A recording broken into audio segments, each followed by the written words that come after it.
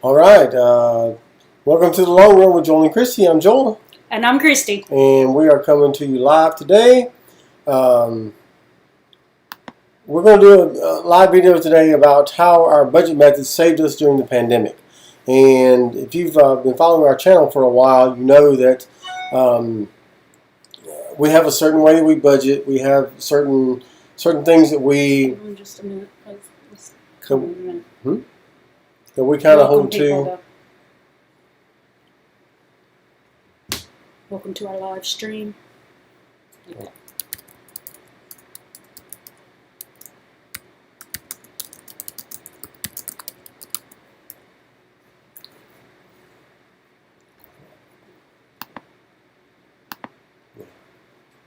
If you have any questions whatsoever, be sure to go ahead and throw them in the chat. We welcome you if you are new.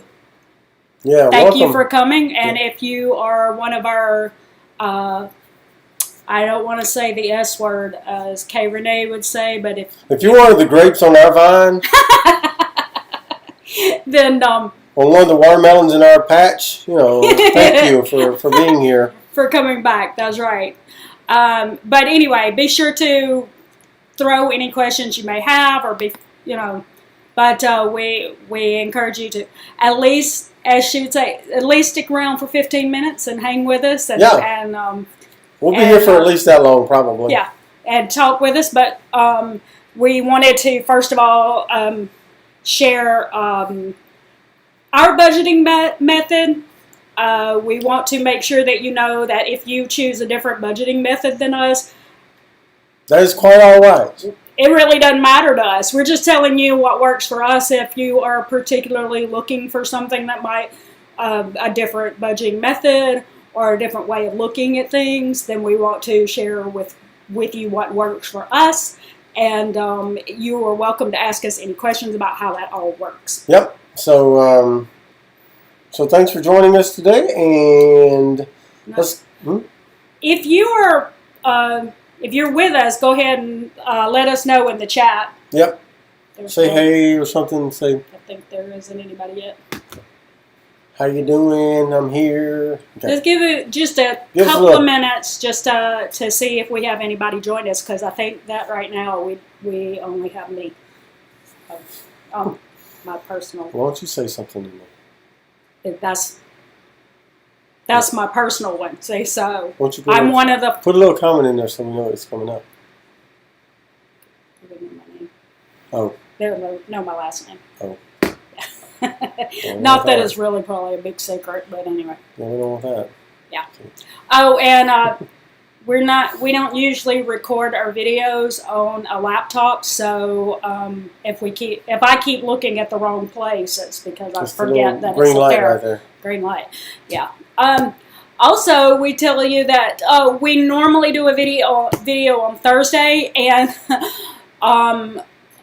between moving and trying to keep the amount of clips that I have on my phone off, because we do record most everything that we do on my cell phone, I deleted part of the video that we were going to do, which was a no dry active yeast pizza dough, which right now is kind of challenging to find dry active yeast. Yep. So we were going to show that, but apparently I deleted part of the clip. So we thought, well, what do we do about that? Well, let's just do a live on Saturday and see how that goes, and then we'll record the clip that I deleted tonight, because we're going to make homemade pizza dough tonight. That's correct, and this live broadcast is brought to you by There you go. Actually not, but we're not sponsored. But hey, y'all know I like the Cheetos, so there you go. I just have water. I don't really eat Cheetos. It has, yeah. I don't really eat Cheetos like that. Yeah, it's still only 2. All right. We can, I guess we can go ahead and start with what we were going to talk about. And if you join you know, you can ask questions. Yeah. If not, we'll try to publish this for a replay later. Yeah, absolutely. So we'll start a little bit with our background. We grew up, well, at least I did, grew up thinking that, to have the American dream, that debt was normal, that everybody was going to grow up to have a mortgage, they were going to grow up and have a car payment. I heard a friend of mine say one time that anything that he would have to buy that was going to be very expensive, that he was going to have to buy it on time, and so, which means that he would have to borrow the money and make payments on it. I've heard that phrase in a while. Yeah. Sorry, my nose is itching, y'all. I'm sorry. That's back in the late 80s, early 90s. And so buying on time means borrowing the money and then paying it off later, which is what we come to know of as credit these days, or going into debt. So he was dead set on the fact that he would have to go into debt if he was going to buy anything of any that had any expensive value to it. And so, I mean, that's how we grew up in the late 70s and the 80s, and during that me generation in the 80s, where, you know, greed was good, and all of those things. You went into debt to buy certain things, like you went into debt to buy a car, buy a house, all of those things. So we grew up thinking those things were normal, and if you were going to have a normal life, you were going to have those things: car payment, house payment, credit cards, all of those things. That was just a normal part of life. So that's how we started out life. We got married. I didn't grow up that way, but well, okay. I'm sorry. Well, your dad did buy some things on time, but, you know. Not much, because they were so poor that they did layaway at Christmas every year, and then he would buy a really used car and have a small car note on it, like he had to borrow to buy a $1,000 car.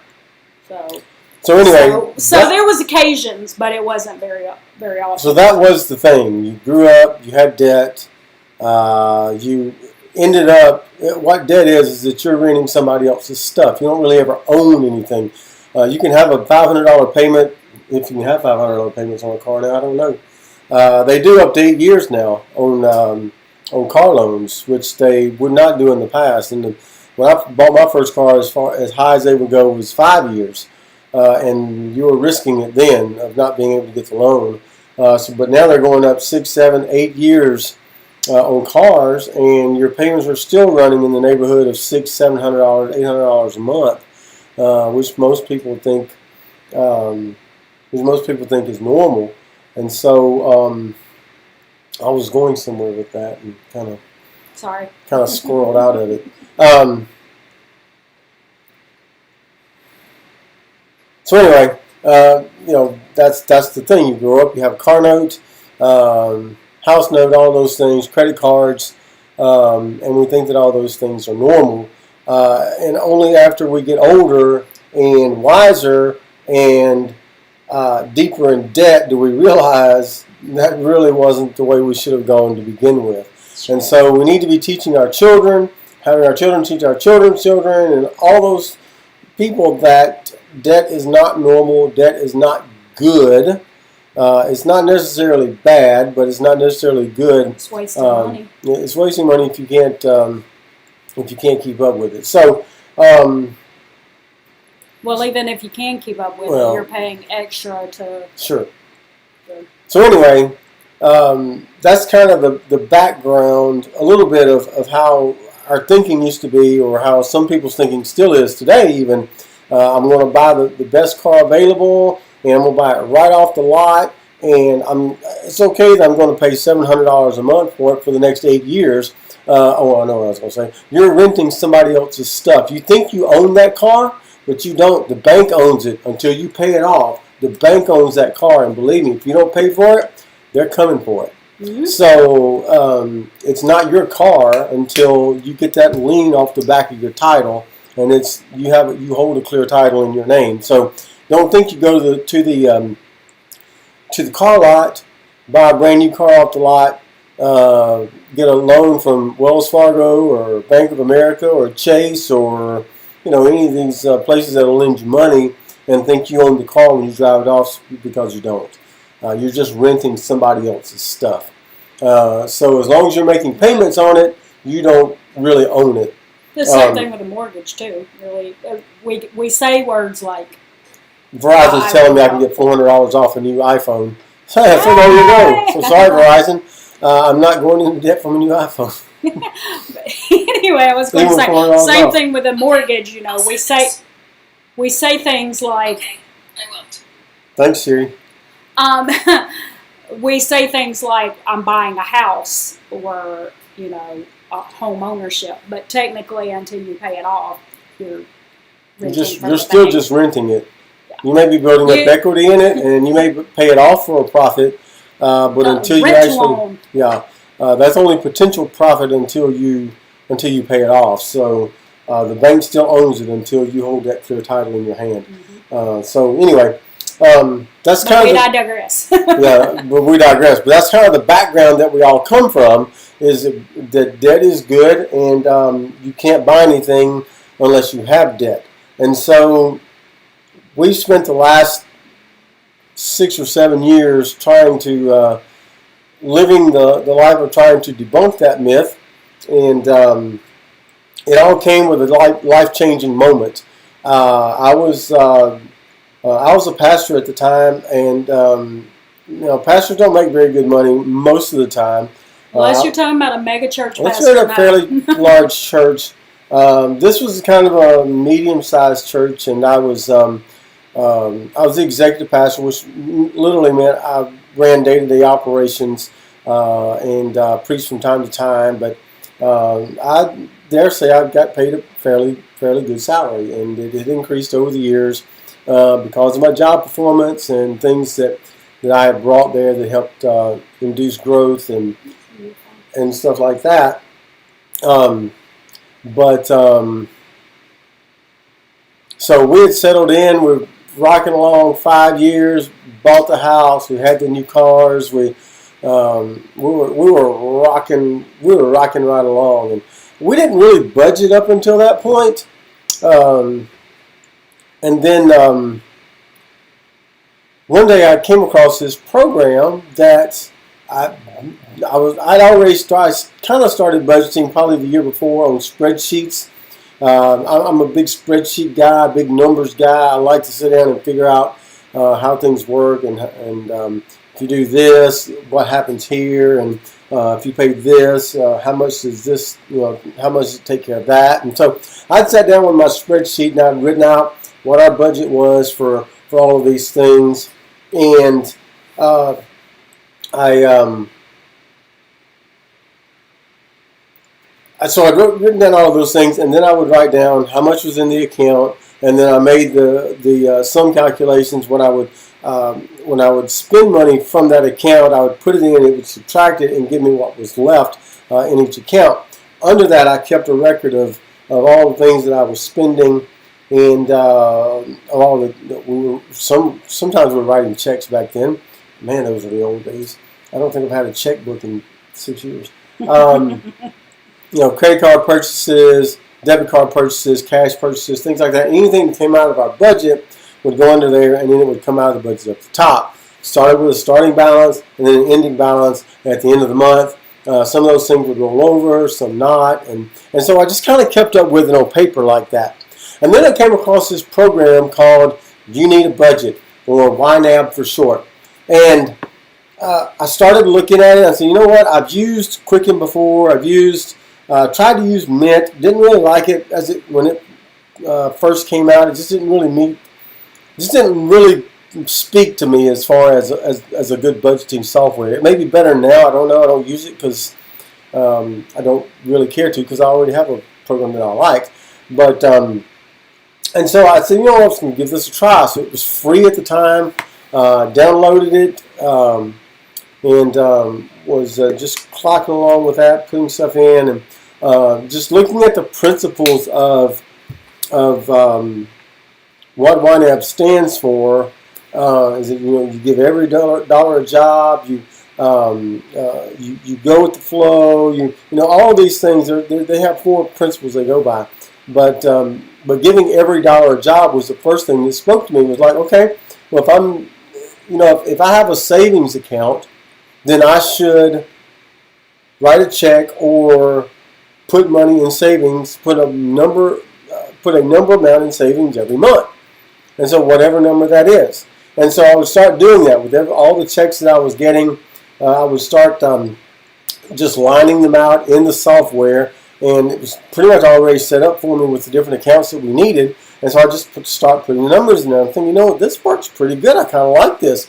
And to be honest with you, total transparency here, I don't use it to all of its full potential. I know there's a lot of other things I could do with it now that I don't, but it really kind of fed that need that I had in my life to kind of organize things. Because I'm a very linear person. I'm not very organized all the time, but I'm a very linear thinker. And so I know if this goes here and this goes here and this goes here, this is what's going to happen. And so I started using it, and in January of that year, I totally kind of revamped our finances. And the basic tenet for you need a budget is that you need to be living 1 month ahead, which means the money that we're making right now in June we don't spend that until July. And the money we make in July, we don't spend until at least August. And the money we make in August, we don't spend until at least September. So you break that paycheck to paycheck cycle, and then you're able to better get a handle on your finances, because you know, number one, what's coming in, number two, how much you have, and then number three, you know what you have to spend in July before you actually get there. And you can do your budget before you actually get to the month that you're wanting to spend that particular money in. And so I figured out how much we had in the bank at the time. And I said, okay, we've got enough to make it through January and not touch anything that I was getting in January. And so what I started doing was I just made a budget of the money just the money we had in the account. And I wrote out our budget, and we lived off of that money for January. And so the money that we started making in January, because Chrissy was working at the time too, so the money that we were making in January was going towards February's budget. And so began to see those things that started to happen. I began to understand that, okay, I can go ahead and start to foresee things that are going to happen. Now, we weren't living by, Dave Ramsey or anybody's get out of debt principles at that point. We didn't really see a need to. And so we were just living like that. We were still spending money the way we wanted to, but we were spending it in a way that we didn't spend the money we were making in January into February. So we kept rocking along there for about 6 months, and then we had that life-changing moment that everybody goes through. If you're on a debt-free journey, I can almost guarantee there was a life-changing moment. There was a moment in your life where you said, can't do this anymore. Or you said, I got to get out of debt. And you really meant it. Not just, I really got to get out of debt. And you didn't really mean it, but you really meant it. Or something life-changing happened in your life, and you said, you know what? I can't live that way anymore. And so for us, it was the day I lost my job. I was called into the senior pastor's office and told that my services were no longer needed.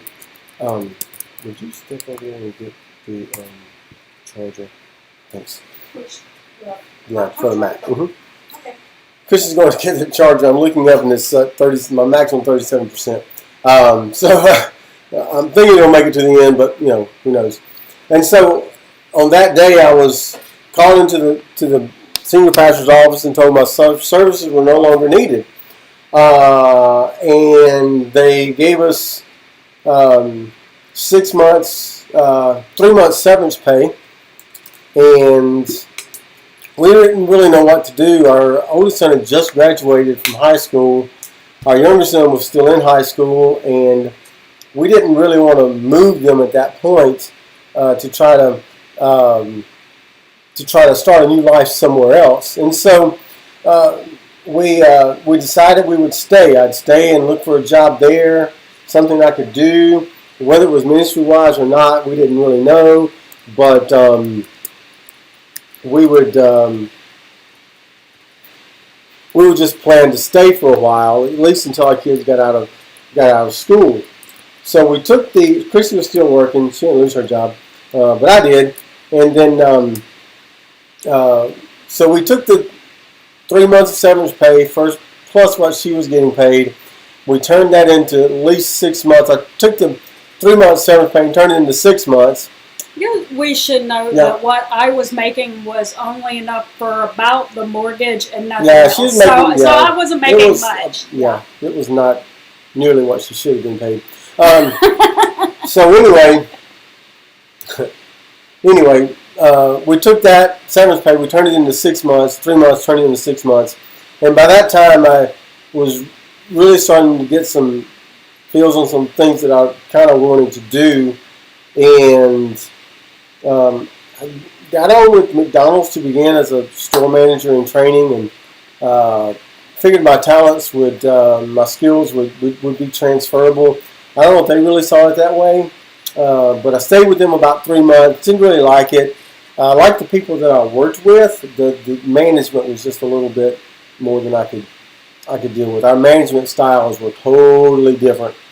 And so when that happens, it well, not to talk about anybody specific, but I think that she might have been a little intimidated by a man coming in with a master's degree in administration and felt like maybe like he was coming in to take her job or something. Like, so she felt.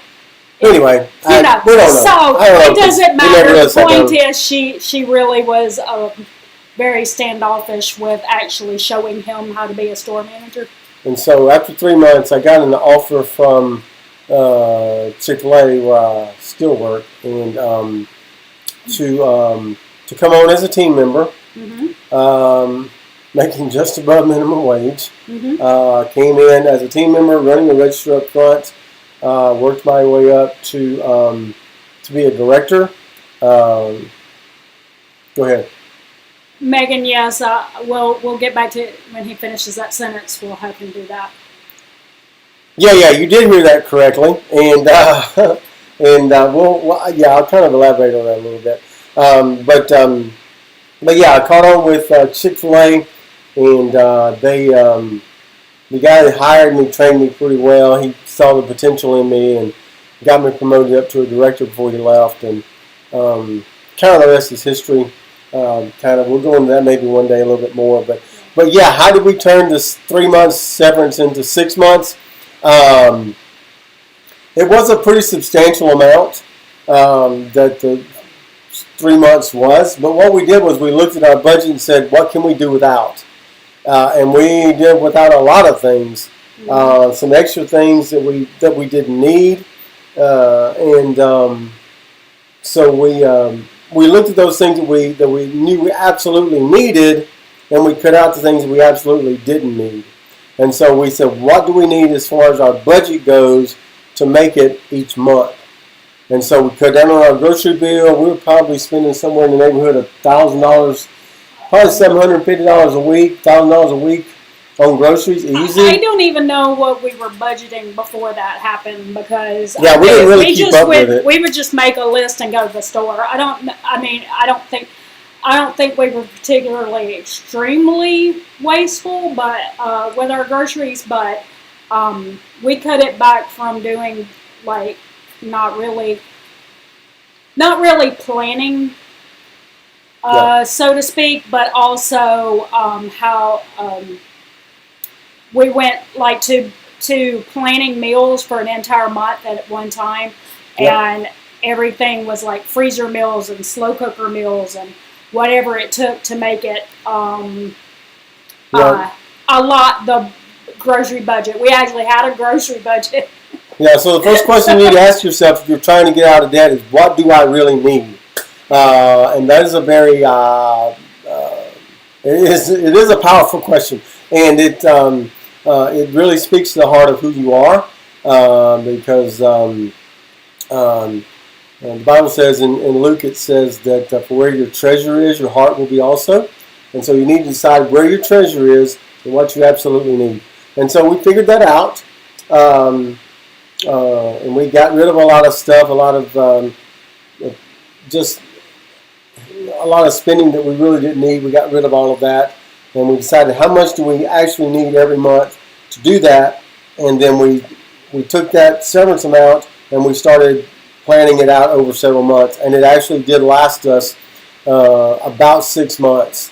And so we had to do some soul searching as far as that goes, because we were able to live a little above our means at that point and not really worry about it.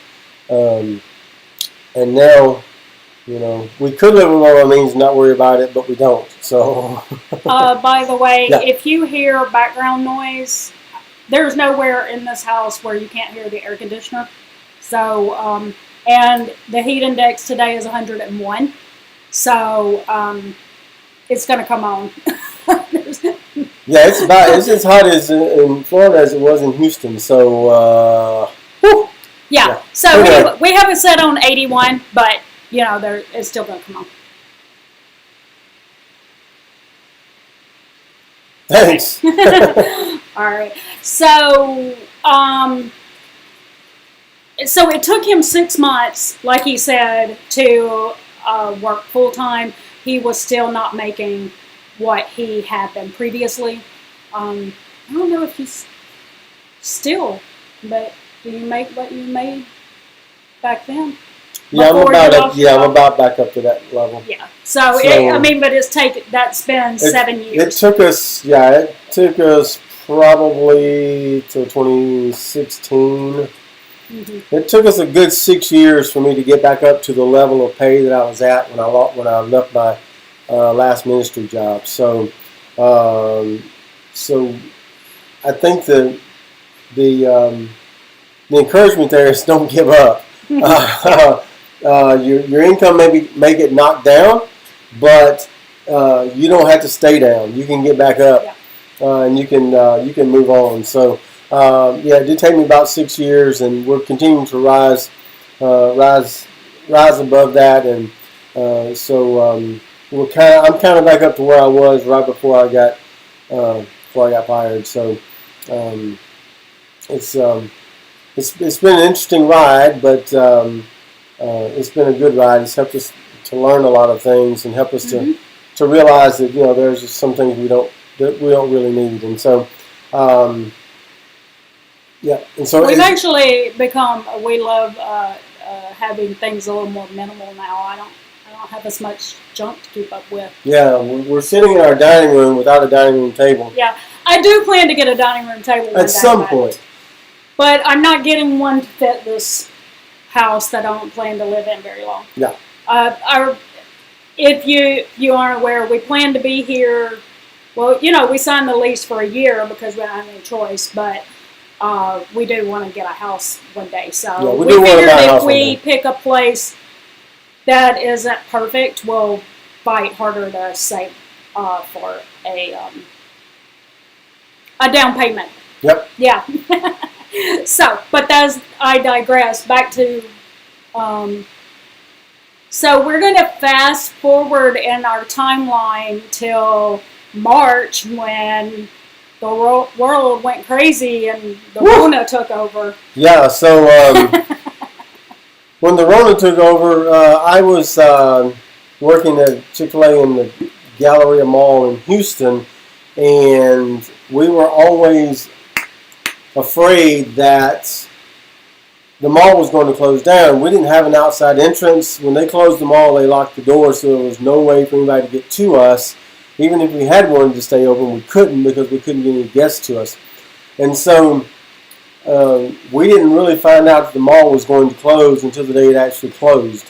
We knew that there were some stay-at-home orders and people were staying home, and our business had gone down a lot, but we didn't really know the mall was going to close until it actually closed.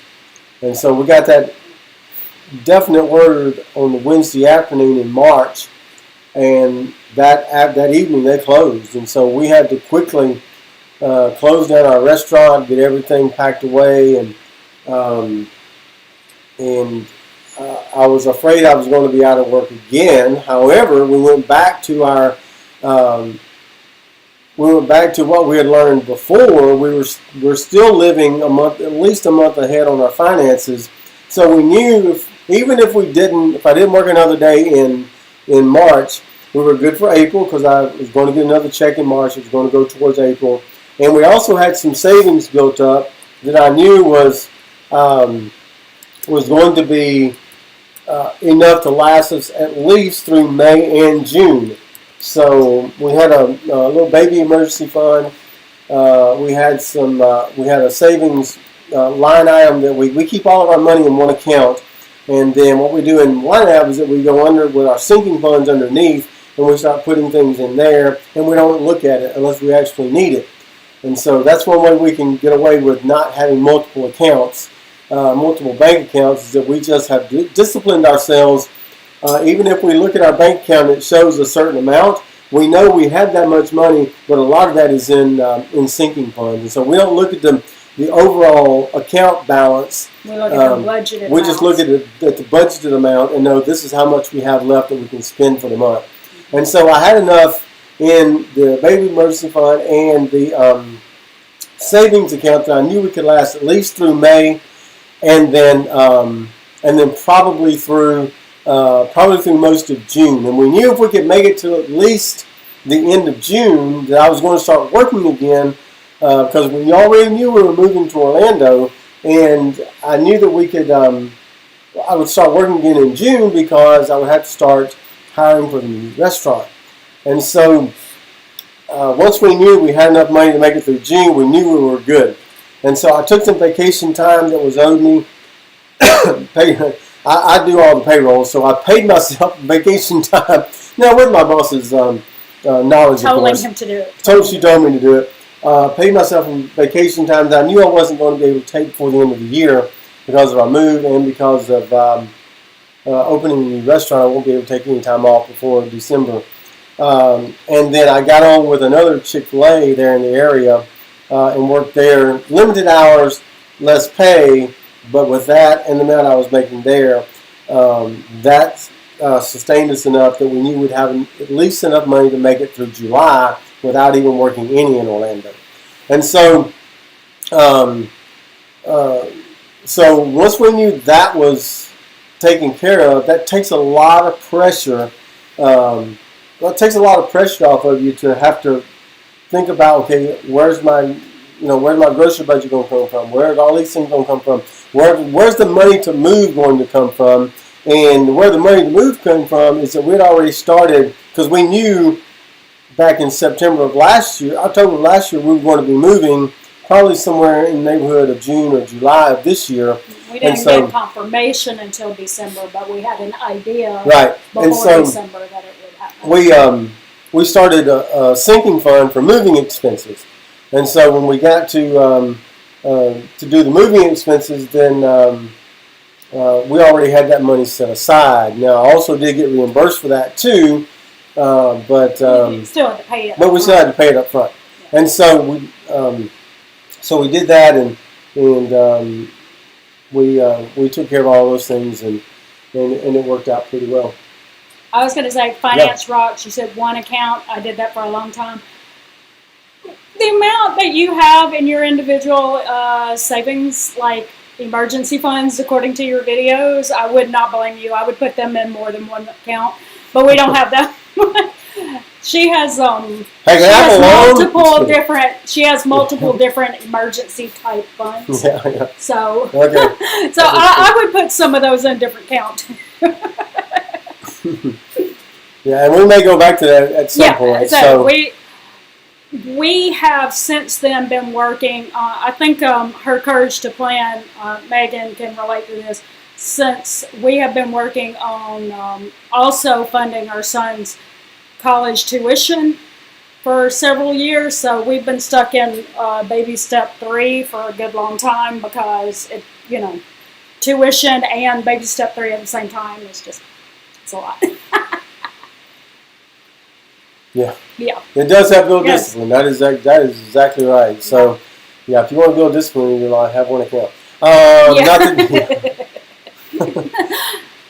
So, we are actually hoping to get past baby step 3 this year because we think that our son's tuition may be covered this time from financial aid because it's only going to be based on his income because he's that age now that it doesn't matter what we have, what we make. So yeah, we weren't able to claim him. So yeah. So, but that's one of the reasons why it's taken us a while to get past that stage is just paying tuition at the same time. Yep. And, yeah. And we aren't as gazelle intense as maybe we used to be. We used to take vacations before COVID happened. Yeah. We had planned in October he was gonna. Hey, Kay Renee. We had planned that he was going to run the Chicago Marathon this year, but that's been canceled. So. Yep. Yeah, sinking funds, saving funds. Yeah. Yeah, it's hard to do them both at the same time. It slows down the process, but I know you're saying. Really appreciate your help right now. So. That is true. Like ours is. Yeah. Yeah. So what were we saying? Don't get us off on a squirrel because we'll forget what we were talking about. Yeah. Because I'm that old. We're both that old. Well, he's older than I am. Yeah. Just saying. Yeah. But I think we were talking about as we were preparing to move here. Oh yeah. Yeah, and we do still do things from time to time. We don't deprive ourselves by not doing anything. We don't. Yeah. We're not beans and rice people. We do eat beans and rice, but not all the time. We do buy for. If you've seen our grocery hauls. He still gets his Cheetos. And my Cheetos, yeah, that's right. Yeah, he's got them that close. I will say we have said that everyone that's on a debt-free journey, you will see them have the thing that matters to them the most, and they'll make allowances for that thing. Cheetos matter to me. His thing is the Cheetos. Thank you. Yeah, give us a thumbs up. Thank you, Kay Renee. If Hola. ¿Cómo estás? She was talking to financial. I know.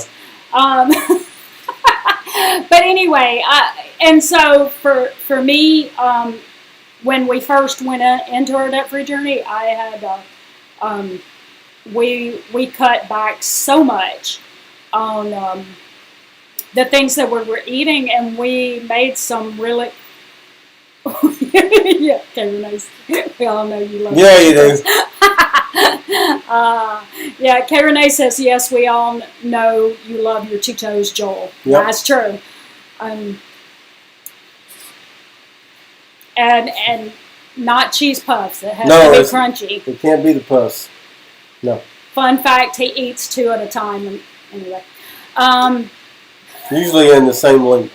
Yeah, the Cheetos has to be the same length, and he eats 2 at a time because it's like many in the debt-free community, you have your weirdness. Yeah, we're all weird.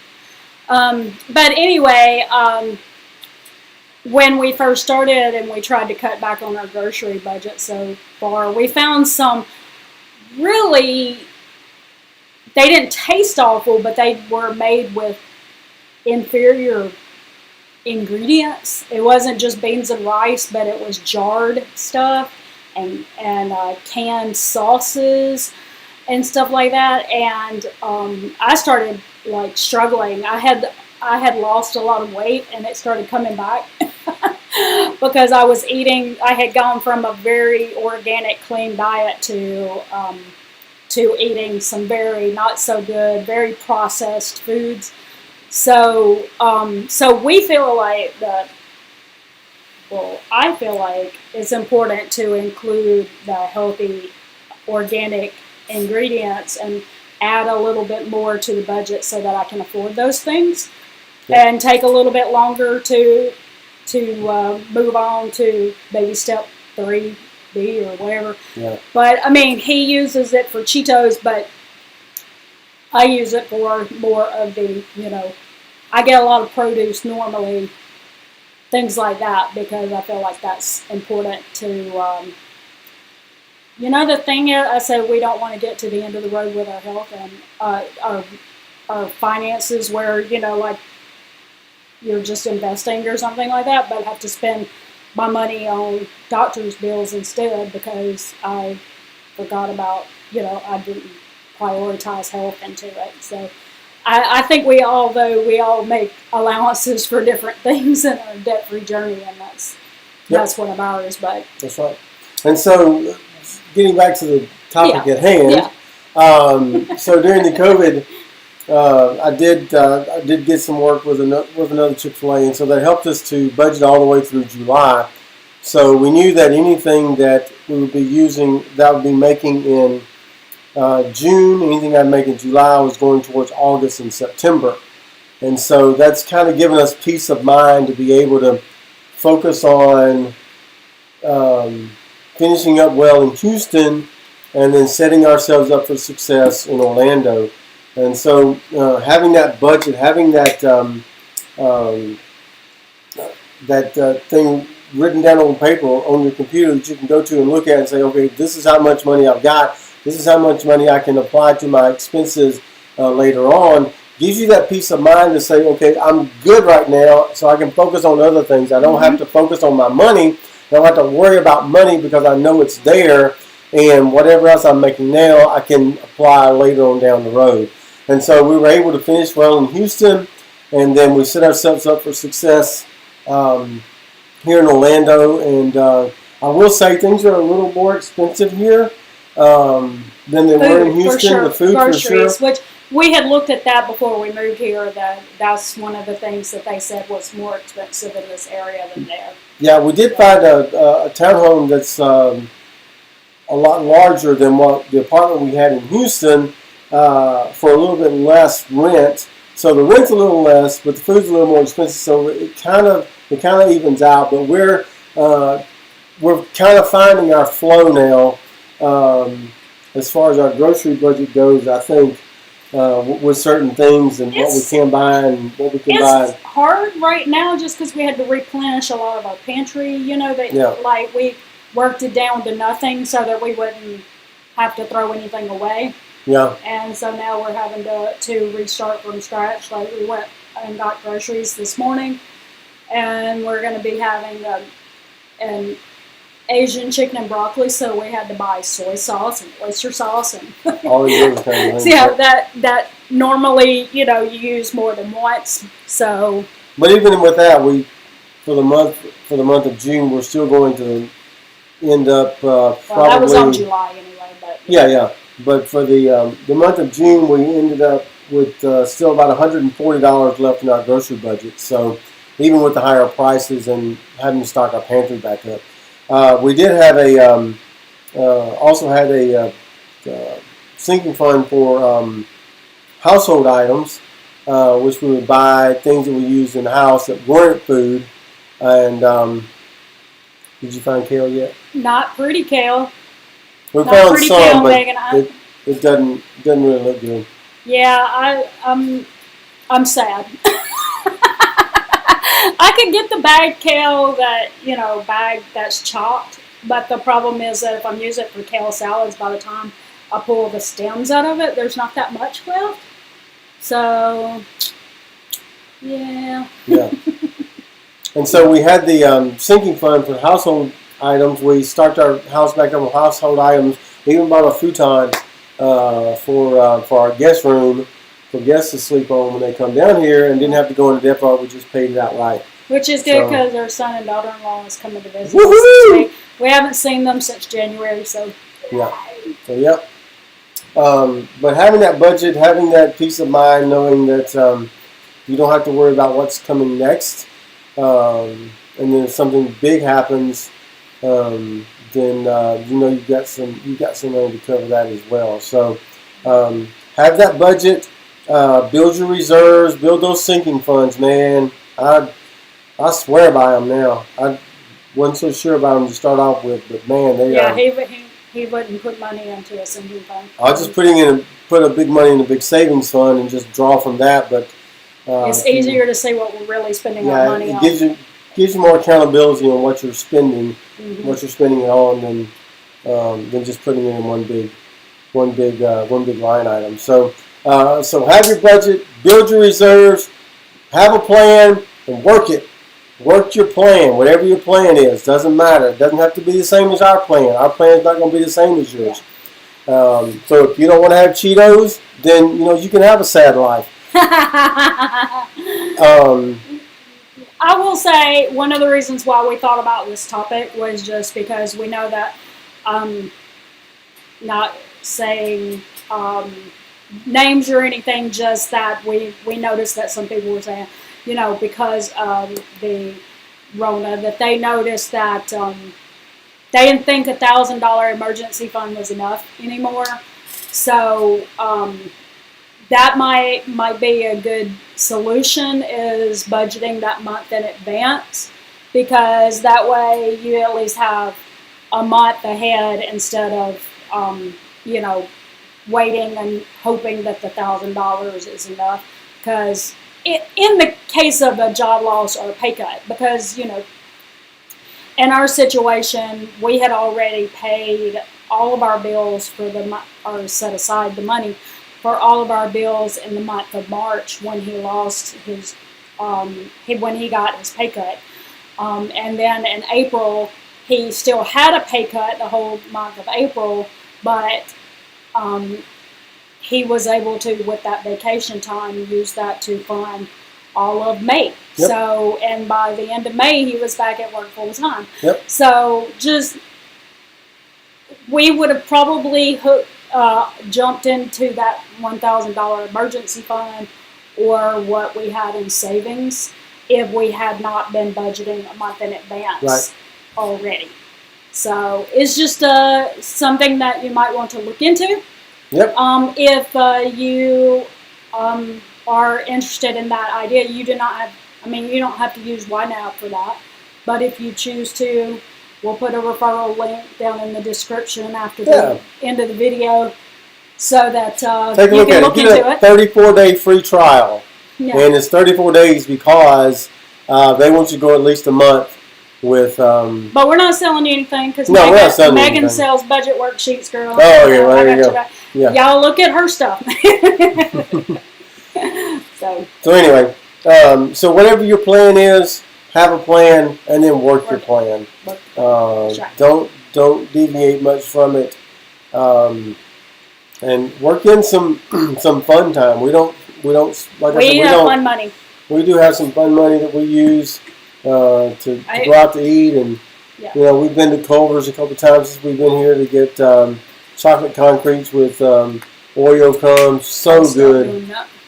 Gotta stop doing so that. Good. Have you some work in some fun that you can do. Work in some fun so you can because if you're serious all the time, then you're gonna burn out on it at some point. You're gonna just can't keep doing this because I don't ever have any fun. Well, go have some fun. We went and walked around Disney Springs last week. It didn't cost us anything, but just to drive over there, we didn't really spend anything. We bought a couple bottles of water, overpriced bottles of water. But other than that, have some fun money in there so you can go and do some things so that you don't burn yourself out on being so gazelle intense on working your plan. But do work your plan. Just have some fun along the way. When I've written a blog post, which I can put down in the description later too. That's 3 mistakes you may be making on your debt-free journey, and one of the things that I talked about was that you are all or nothing, and basically what it means is you're so gazelle intense that you're trying so hard that if you buy a Snickers at the gas station, you feel guilty over it. Like, you have to full disclosure, I do not. He does not feel guilty anymore. But you have to have a little balance in your life. That's true. You got to add that budgeted fund. Mm-hmm. That's right. So, so anyway, have your plan, work your plan, and last but not least, don't give up. Keep working on what you're doing, even if you fail from time to time, because we've done things in our lives that have set us back, but we just don't give up. Just keep working at it. There will become a day when you'll be out of debt, you'll be debt free, and if you are, congratulations to you. And still don't give up. Keep working, keep building those reserves, keep taking that money that you were sinking into debt and use it to build wealth and do some investing and do some of those other things and have some fun along the way. And but don't give up.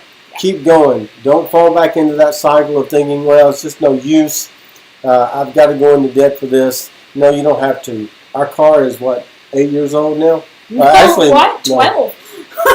Well, we've had it for 8 years. It's a 12-year-old car. Yeah. Yeah. So, 2008. Yeah.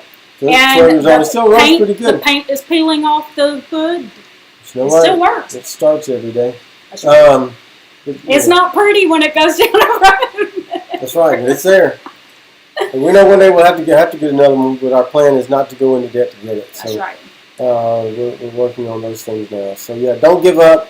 Keep going. If there's anything we can do for you, if you have any questions along the way, feel free to contact us, and we'd be more than happy to give you any advice. Maybe if we don't know the answer, we can probably find someone in this community that does know the answer. So we don't have them all, but we have accumulated a lot of answers along the way from a lot of other people that have really helped us out. So we can help you find some answers along the way and keep you moving forward. I think we can hint at this, that we are going to be on a live stream on Monday night. Yeah, we're not going to tell you who it is, but oh yeah, we can say it. I think she's posted it in her video link. Oh, okay. Rochelle Adamson's channel.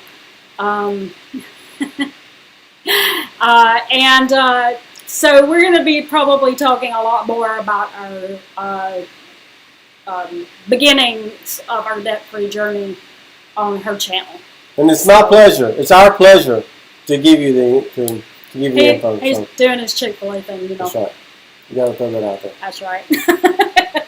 If you know he works for Chick-fil-A, if you missed that earlier in the... Yeah, and if you missed anything, if you came in late, go back and we'll do a replay. Yeah, we'll make sure that the video replays, and maybe it'll post to our account too. I think so. Okay. This is our first time. Anyway, we're still learning. Yeah, we're still learning all of that. So we've been on here about an hour. That's about all most people can take of us. So anyway,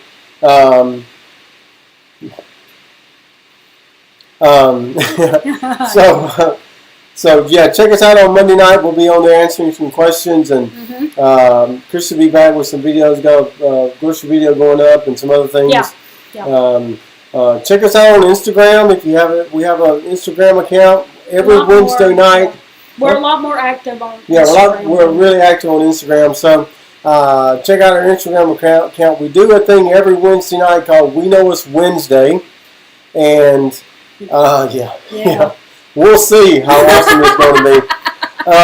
Well, Rochelle's leading it, so at least she'll be awesome. Her end will be perfect. There you go. She may look at us like, what was I thinking? Yeah.